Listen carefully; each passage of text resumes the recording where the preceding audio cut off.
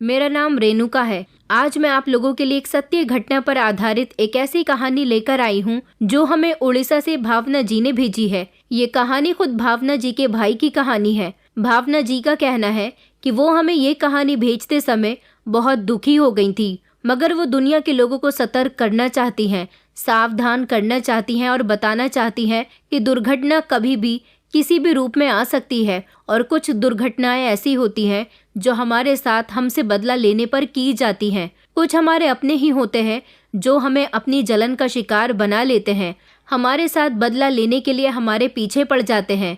तो शुरू करते हैं हम अपनी कहानी भावना जी की जुबानी, जो कुछ इस तरह से अपने भाई और भाभी की कहानी हमें बता रही थी। चारों तरफ शादी का माहौल छाया हुआ था। घर में खुशियां ही खुशियां थीं। घर को बिल्कुल दुल्हन की तरह सजाया गया था।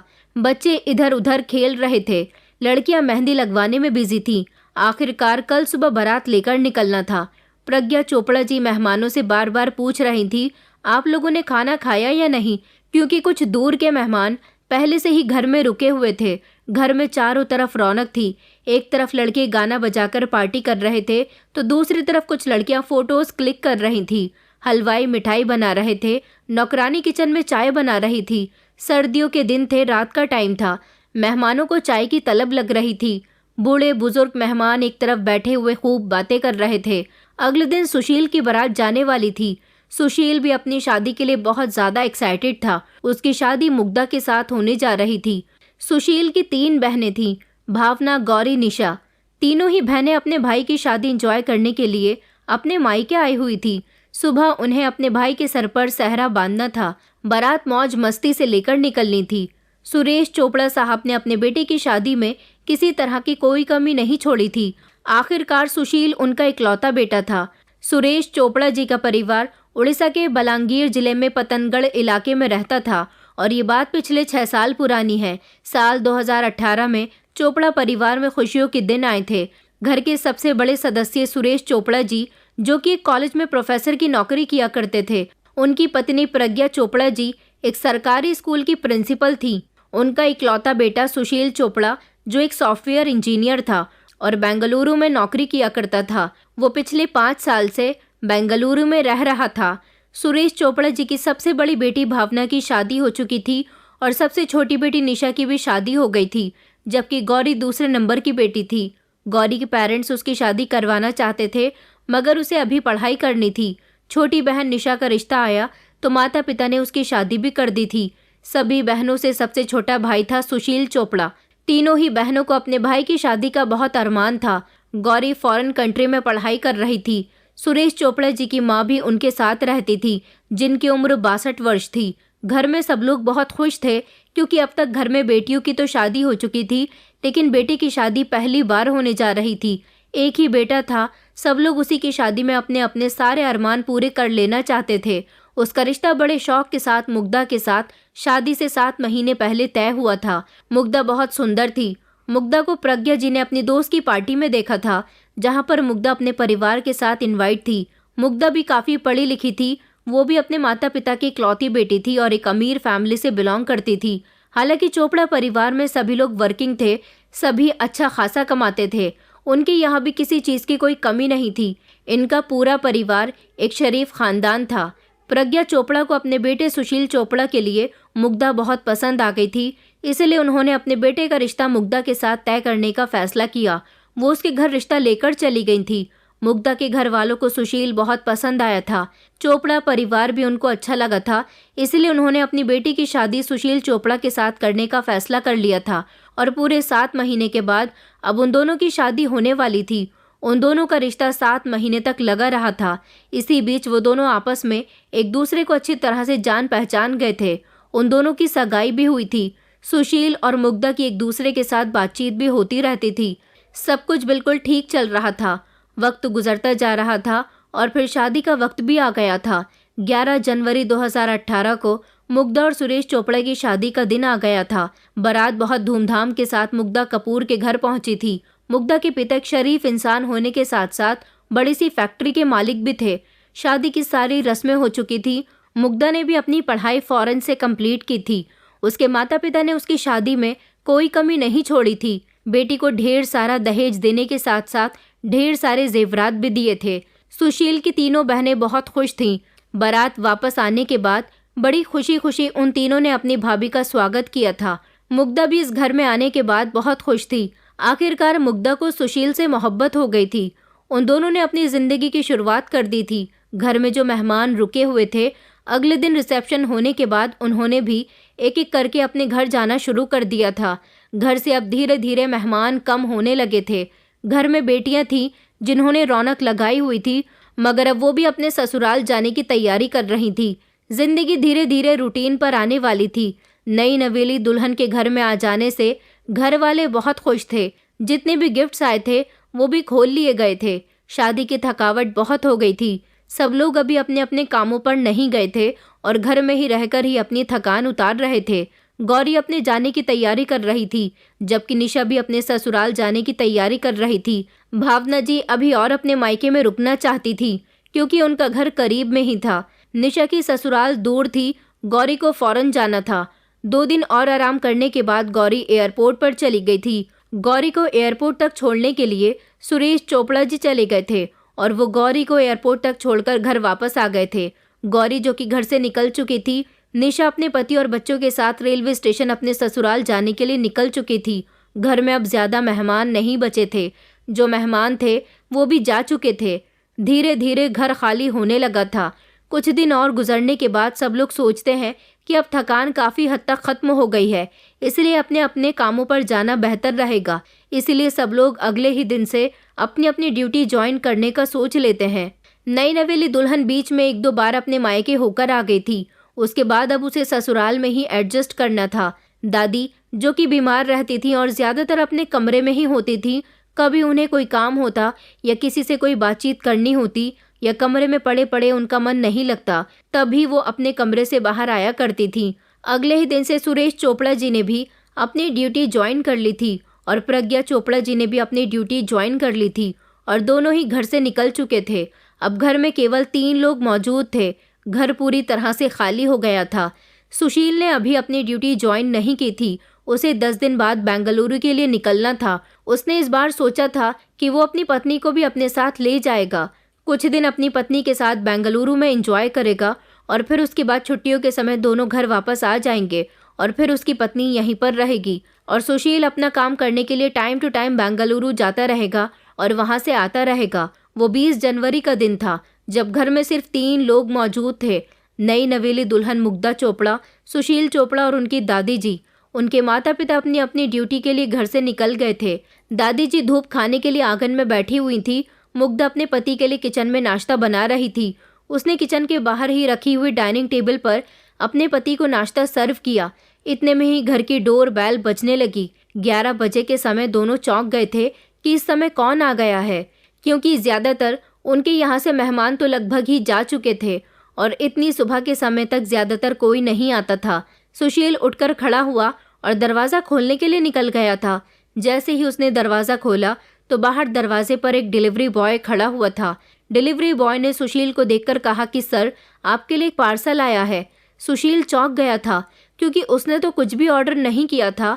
डिलीवरी बॉय के हाथ में ब्राउन कलर का बड़ा सा बॉक्स था। उसने वो बॉक्स सुशील को दिया और सिग्नेचर करवाकर वो वहाँ से जाने ही लगा था जब सुशील ने उसे आवाज़ देकर रोक लिया और कहा कि ये पार्सल आखिर किसने दिया है, मगर डिलीवरी बॉय ने उसे कुछ भी नहीं बताया। वो कहने लगा कि सर, इस चीज़ के इन्फॉर्मेशन हम नहीं रखते।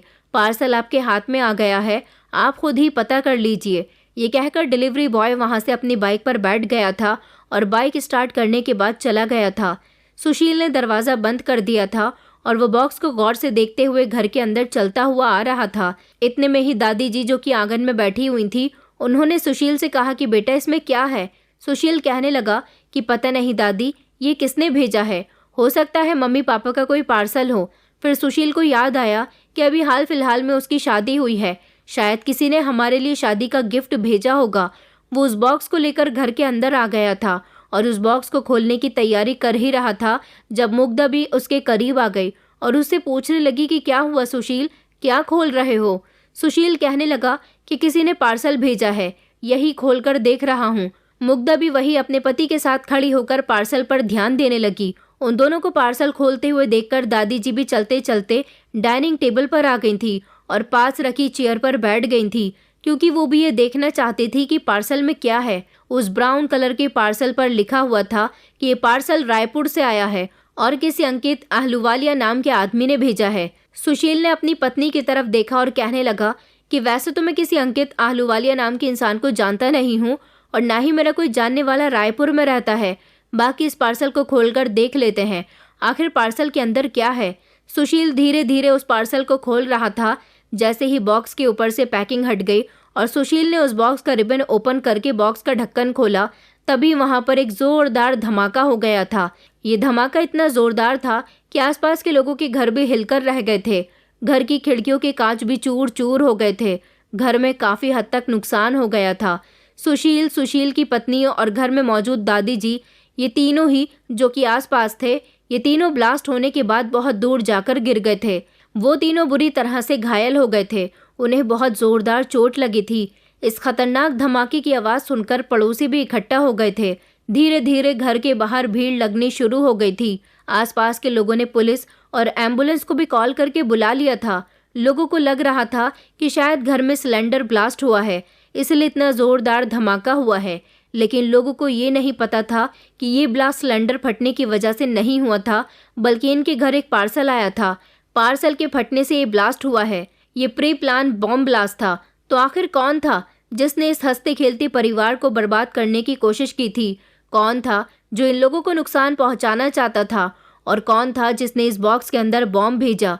और इन लोगों की आखिर किसके साथ दुश्मनी थी जिसने इतनी बड़ी दुर्घटना को अंजाम दिया? ये दुर्घटना होने के बाद वहां पर मौजूद सारे ही लोग शॉक्ड रह गए थे और सभी जानना चाहते थे कि आखिर क्या हुआ था और क्यों हुआ था और कैसे हुआ था। उधर सुरेश जी और प्रज्ञा जी को भी फोन करके घर बुला लिया गया था कि आपके घर पर ऐसे ऐसे दुर्घटना हो गई है। वो लोग घबरा गए थे और फौरन ही अपने घर के लिए निकल गए थे। जब वो लोग अपने घर में दाखिल हुए और घर की कंडीशन उन्होंने इतनी बिगड़ी हुई देखी तो उनके तो होश उड़ गए थे और उनकी हालत रोने वाली हो गई थी। जैसे ही एम्बुलेंस आ गई तो मुग्धा और सुशील को भी एम्बुलेंस के जरिए अस्पताल भेज दिया गया और दादी जी को भी। लेकिन दादी जी की मौके पर ही मौत हो गई थी, मगर फिर भी उन्हें अस्पताल ले जाया गया। हो सकता है कि उनमें थोड़ी सी सांसें बाकी हों, वो अपनी ज़िंदगी और जी सकें, मगर अस्पताल ले जाने के बाद पता चला कि दादी जी इस दुनिया से चली गईं। जबकि मुग्धा और सुशील गंभीर अवस्था में अस्पताल में पड़े हुए थे। उनका इलाज शुरू कर दिया गया था। वो दोनों बुरी तरह से झुलस गए थे और उन दोनों को सीरियस चोट भी आई थी। मुग्धा का तो चेहरा और हाथ बुरी तरह से झुलस गए थे। नई नवेली दुल्हन जो इस तरह के हादसे का शिकार हुई थी, उसकी तकलीफ का अंदाज़ा शायद आप या हम भी नहीं लगा सकते कि वो कितनी बड़ी तकलीफ से गुजरी थी। पुलिस भी वहाँ पर आ गई थी। पुलिस का आना वैसे भी बहुत ज़रूरी था, क्योंकि सुरेश चोपड़ा जी की मां का मौके पर ही देहांत हो चुका था। लेकिन मुग्धा और सुशील अभी भी जिंदा थे, इसलिए उनसे जांच पड़ताल भी करनी थी। लेकिन इलाज के दौरान सुशील की भी मौत हो गई। ये एक बहुत ही दुखदायक खबर थी कि एक नई नवेली दुल्हन इंजर्ड होने के साथ साथ विधवा भी हो चुकी थी। अब अगर कोई बचता है तो वो है सुशील की पत्नी मुग्धा। वो हालांकि बुरी तरह से जख्मी थी लेकिन जिंदा थी, मगर उसकी हालत इतनी सीरियस थी कि वो कुछ भी बताने के लायक नहीं थी। पुलिस ने अपनी इन्वेस्टिगेशन स्टार्ट कर दी थी। पुलिस ने किचन में जाकर भी सारी जांच पड़ताल कर ली थी, जिसके जरिए उन्हें पता चला था कि यहाँ पर कोई सिलेंडर ब्लास्ट नहीं हुआ था, क्योंकि घर का सिलेंडर तो उन्हें सही सलामत मिला था। फिर पुलिस ने मजबूरन स्पेशल बॉम्ब स्क्वाड की टीम को बुला लिया था, जो सारी जांच पड़ताल करने के बाद पुलिस को बताते हैं कि इस घर में एक प्री प्लान्ड बॉम्ब ब्लास्ट किया गया है, क्योंकि वहां से उनको कुछ ऐसे केमिकल्स के सैंपल मिले थे जिससे साफ पता चल रहा था कि बॉम्ब ब्लास्ट हुआ है। ऐसे केमिकल बॉम्ब बनाने के लिए इस्तेमाल किए जाते हैं और इसके बाद पुलिस को ये कंफर्म हो गया था कि ये प्री प्लान बॉम्ब ब्लास्ट था। अब सवाल ये पैदा होता है कि आखिर ये सब किसने किया था। पुलिस सबसे पहले मुग्धा का बयान लेना चाहती थी, लेकिन मुग्धा ऐसी कंडीशन में नहीं थी कि इन लोगों को अपना बयान दे सकती। वो तो कुछ बोलने की स्थिति में थी ही नहीं। उसके बाद पुलिस ने आसपास के सीसीटीवी कैमरा की फुटेज चेक करना शुरू की। काफ़ी छानबीन करने के बाद पुलिस को पता चला था कि एक डिलीवरी बॉय पार्सल को उनके घर पर देकर गया था, इसलिए पुलिस अपना काम शुरू कर देती है। पुलिस ने डिलीवरी बॉय की तलाश करनी शुरू कर दी थी कि आखिर कोरियर बॉय किस कोरियर कंपनी का था। इस तरह इस केस को चलते चलते एक हफ्ते का टाइम बीत गया था। जांच करने के बाद पुलिस को पता चला था कि ये कोरियर जिस कंपनी ने डिलीवर किया था उसका नाम स्काई किंग कंपनी था। पुलिस फौरन ही स्काई किंग कंपनी के ऑफिस पहुंच गई थी। जिस दिन चोपड़ा हाउस में ब्लास्ट हुआ था, पुलिस ने उस दिन की सारी कोरियर डिटेल्स निकलवाई। एक हफ्ता गुजरने के बाद मुग्धा भी इस कंडीशन में आ गई थी कि पुलिस को अपना बयान दे सके, क्योंकि एक हफ्ते में वो काफी हद तक रिकवर हुई थी। मुग्धा ने भी पुलिस को बताया कि उस दिन स्काई किंग कंपनी की तरफ से एक कोरियर डिलीवर हुआ था और वो पार्सल सुशील अपने हाथ में लेकर अंदर तक आए थे। वो पार्सल रायपुर से किसी अंकित आहलूवालिया नाम से आया था। सुशील ने बताया था कि वो इस नाम के किसी भी व्यक्ति को नहीं जानते, मगर फिर भी उन्होंने पार्सल खोलकर देखना चाहा कि आखिर उन्हें क्या भेजा गया है। उन्हें लगा कि किसी ने उनके लिए शादी का कोई गिफ्ट भेजा होगा। वो उस पार्सल को खोलकर देख रहे थे, इतने में ही एक जोरदार ब्लास्ट हो गया था। मुग्धा का बयान सुनने के बाद पुलिस दोबारा से कोरियर कंपनी गई, क्योंकि इस कोरियर के बारे में तो पुलिस को जानकारी मिल ही गई थी। पुलिस ने डिटेल निकलवाई तो उनको पता चल गया था कि ये कोरियर रायपुर से आया था और किसी अंकित आहलूवालिया नाम के व्यक्ति ने इसे भेजा था। जब पुलिस ने इस नाम और इस एड्रेस को वेरीफाई किया तो पुलिस को पता चला था कि कोरियर भेजने वाले ने अपना नाम और एड्रेस गलत बताया था। इसके बाद पुलिस के हाथ कोई भी सफलता नहीं लगी थी। फिर पुलिस ने कोरियर कंपनी के सीसीटीवी कैमरा को भी खंगालने की कोशिश की थी। वहां पर भी उन्हें सीसीटीवी कैमरा की फुटेज में कोई ऐसा संदिग्ध व्यक्ति नहीं मिला था, क्योंकि इस कोरियर कंपनी के बाहर भी सीसीटीवी कैमरा ज्यादा नहीं थे। एक दो कैमरे तो लगे हुए थे। ये चीजें ठीक से डिटेक्ट नहीं हो पा रही थी। पुलिस को भी कुछ समझ नहीं आ रहा था। केस अभी भी वैसे का वैसा ही था। समझ नहीं आ रहा था कि ये ब्लास्ट किसने और क्यों करवाया था। इसके बाद पुलिस ने सुरेश चोपड़ा जी के दोस्तों रिश्तेदारों से जांच पड़ताल निकालनी शुरू कर दी थी। उसके बाद पुलिस को पता चला कि इस परिवार का तो न किसी से झगड़ा था और ना ही किसी से दुश्मनी थी। सुरेश चोपड़ा, सुशील चोपड़ा, प्रज्ञा चोपड़ा, बल्कि उनका पूरा ही परिवार बिहेवियर के बहुत अच्छे लोग थे। लेकिन इस पूछताछ में पुलिस को एक छोटा सा क्लू मिल गया था। जब सुरेश चोपड़ा की मां प्रज्ञा चोपड़ा ने पुलिस को बताया था कि मैं जिस स्कूल में प्रिंसिपल की नौकरी करती हूँ, वहाँ पर कुछ दिनों पहले, मतलब कि 2 साल पहले, एक व्यक्ति से उनका झगड़ा हुआ था और ये आदमी कोई और नहीं बल्कि उन्हीं के स्कूल में पढ़ाने वाला एक इंग्लिश का टीचर था, जिसका नाम भार्गव सिंह था। मुग्धा चोपड़ा जी ने पुलिस को बताया था कि किसी कारण मेरा भार्गव सिंह से झगड़ा हो गया था। ये झगड़ा कोई इतना बड़ा भी नहीं था, बस मामूली सी बात पर झगड़ा हुआ था। अब इतनी सी बात पर कोई भला कैसे किसी को बॉम्ब से उड़ा सकता है। लेकिन उसके बाद भी पुलिस ने भार्गव सिंह को अपनी हिरासत में ले लिया था और उनसे पूछताछ करने में जुट गई थी। हालांकि इस पूछताछ में भी पुलिस को कुछ हासिल नहीं हुआ था, लेकिन पुलिस फिर भी इस केस को फाइनल करना चाहती थी और इस केस में किसी तरह की कोई कमी नहीं छोड़ना चाहती थी। भार्गव सिंह की mobile location, CCTV footage, school की सारी चेक की गई थी तो पता चला था कि भार्गव सिंह ना तो किसी कोरियर ऑफिस गए थे और ना ही उधर ही उनकी मोबाइल लोकेशन दिखाई दे रही थी। इस तरह भार्गव सिंह पुलिस के शक के दायरे से बाहर हो गए थे। पुलिस ने उनको छोड़ दिया था। इसके बाद पुलिस ने मुग्धा और सुशील के मोबाइल की लोकेशन और कॉल रिकॉर्डिंग निकलवाई थी। इस कॉल डिटेल्स में पुलिस को एक अननोन मोबाइल नंबर दिखाई दिया था। पुलिस ने इन अननोन नंबर के ऑनर की तलाश करना शुरू कर दी थी। जल्द ही पुलिस को पता चल गया था कि ये नंबर मुग्धा के कॉलेज में साथ पढ़ने वाले एक लड़के का था। उसने मुग्धा और सुशील की शादी होने से कुछ दिन पहले सुशील के नंबर पर एक कॉल की थी और सुशील से कहा था कि तुम मुग्धा से शादी मत करो। आखिर उसने ऐसा क्यों कहा? क्या वो उन दोनों को अलग करना चाहता था, इसलिए उसने बॉम्ब ब्लास्ट करवाया? क्या वही था जिससे उन दोनों की खुशियां देखी नहीं गईं? इस हिसाब से तो पुलिस का पूरा शक यही था कि यही लड़का अपराधी हो सकता है। इसलिए पुलिस ने इसके साथ पूछताछ करनी शुरू कर दी थी। लेकिन उसने पुलिस को यही बताया था कि मैं मुग्धा को कॉलेज के टाइम से ही पसंद करता था, मगर मैंने ऐसे कुछ भी नहीं किया। मैंने तो बस मुग्धा की शादी से पहले सुशील को फ़ोन करके ये कहा था कि वो मुग्धा से शादी ना करे, क्योंकि अगर सुशील मुग्धा से शादी ना करता तो वो मेरी हो जाती। मेरे अंदर इतनी भी हिम्मत नहीं है कि मैं उन लोगों को बॉम्ब से ही उड़ा दूं। लेकिन फिर भी पुलिस को उस लड़के की बातों पर यकीन नहीं हो रहा था। इसके बाद पुलिस के पास और कोई क्लू भी नहीं था, इसलिए पुलिस ने कोर्ट से परमिशन लेकर इस लड़के का पॉलीग्राफिक टेस्ट करवा लिया था। पॉलीग्राफिक टेस्ट करवाने के बाद भी पुलिस को यही पता चला था कि इस लड़के ने पुलिस को जो कुछ भी बताया है वो सब कुछ सच है। इसका मतलब साफ साफ यही था कि ये लड़का मुग्धा को पसंद तो करता था, इसने उन दोनों की शादी तुड़वाने के लिए सुशील को फोन भी किया था, लेकिन इस पूरे हत्याकांड में इसका कोई भी हाथ नहीं है। इस केस में पुलिस ने अब तक 100 से ज्यादा लोगों से जांच पड़ताल कर ली थी, लेकिन अभी तक पुलिस के हाथ कुछ भी नहीं लग रहा था। और इसी के तहत उड़ीसा सरकार फैसला करती है कि इस केस को क्राइम ब्रांच के हाथों सौंप दिया जाए, और इस तरह इस केस को क्राइम ब्रांच को ट्रांसफर कर दिया गया था। अब जैसे ही क्राइम ब्रांच की टीम इस केस को हैंडल करती है, सबसे पहले सारे सीसीटीवी फुटेज को खंगाला गया।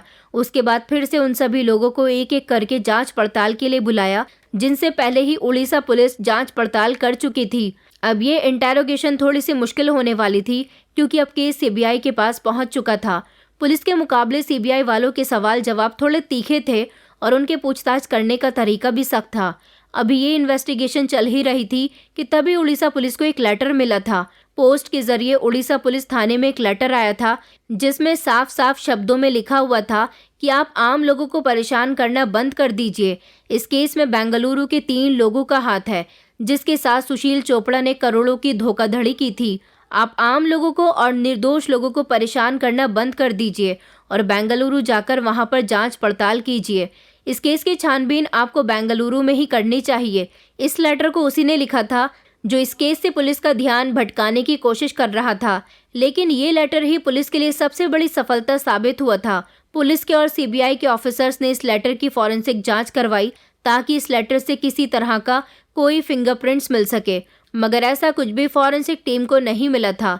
लेकिन इस लेटर को जब क्राइम ब्रांच के ऑफिसर ने चोपड़ा परिवार के मेंबर्स को दिखाया था, पहले तो उन लोगों ने इस लेटर को देखकर बताया कि उन्हें इस लेटर में कुछ भी अजीब नहीं लग रहा, लेकिन जब ये लेटर प्रज्ञा चोपड़ा जी ने गौर से देखा तो वो उस लेटर पर लिखे शब्दों को बार बार पढ़ने की कोशिश करने लगी, और बार बार पढ़ने से उन्हें एक व्यक्ति पर शक हुआ, और वो व्यक्ति कोई और नहीं बल्कि उन्हीं के स्कूल का इंग्लिश का वो टीचर भार्गव सिंह ही था। पुलिस इससे पहले भी भार्गव सिंह से पूछताछ कर चुकी थी, लेकिन फिर भी पुलिस के हाथ कुछ नहीं लगा था। अब इस बार प्रज्ञा चोपड़ा जी ने पुलिस को बताया था कि इस लेटर को इंग्लिश में टाइप किया गया है, जबकि भार्गव सिंह भी इंग्लिश का ही टीचर था और एक ही स्कूल में नौकरी करने की वजह से प्रज्ञा चोपड़ा जी की मुलाकात और बातचीत रोज ही भार्गव सिंह से होती थी। इस हिसाब से उन्होंने ये अंदाजा लगा लिया था कि इस तरह की बातचीत और लेटर में लिखे हुए शब्द कहीं न कहीं भार्गव सिंह के बोलचाल के अंदाज से मैच हो रहे हैं।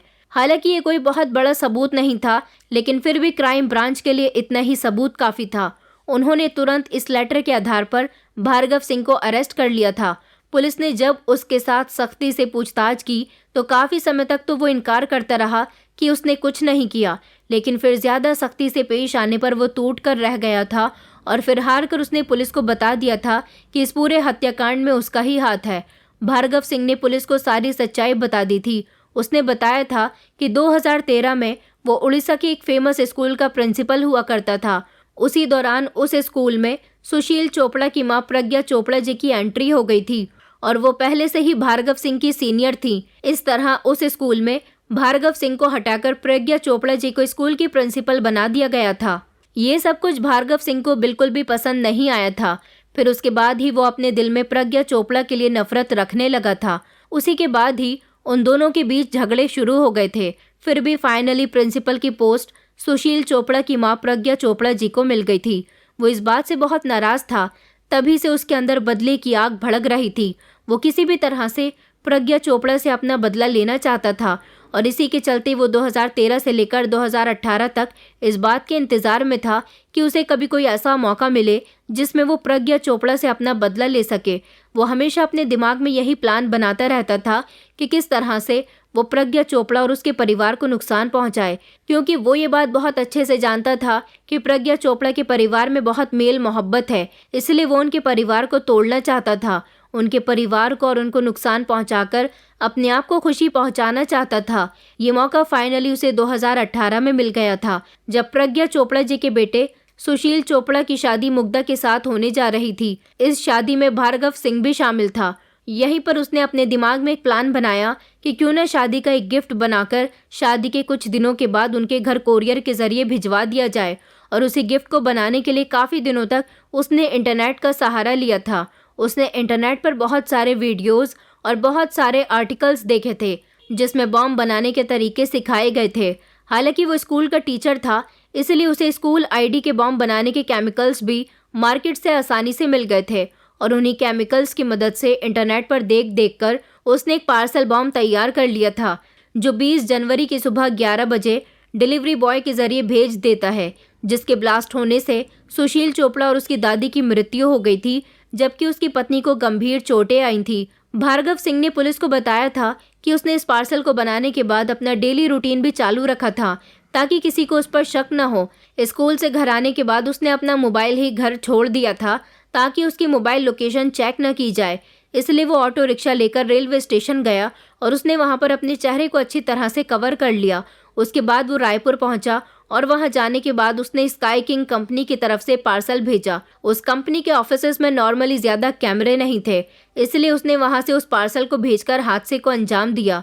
उसके बाद भार्गव सिंह शक के दायरे से तो बाहर हो गया था, लेकिन जब क्राइम ब्रांच ने दोबारा से जांच पड़ताल शुरू की तो दोबारा से उसे जब इन्वेस्टिगेशन के लिए बुलाया गया था तो वो बहुत परेशान हो गया था और बार बार वो पुलिस को जवाब नहीं दे सकता था।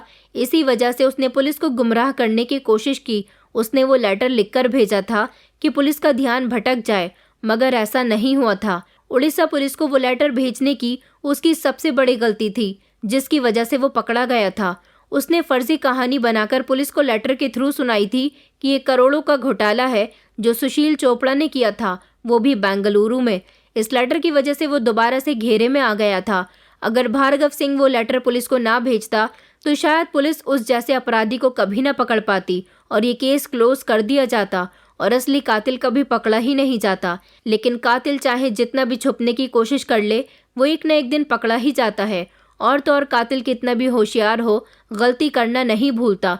उसकी ये गलती उसे पकड़वा कर ही छोड़ती है।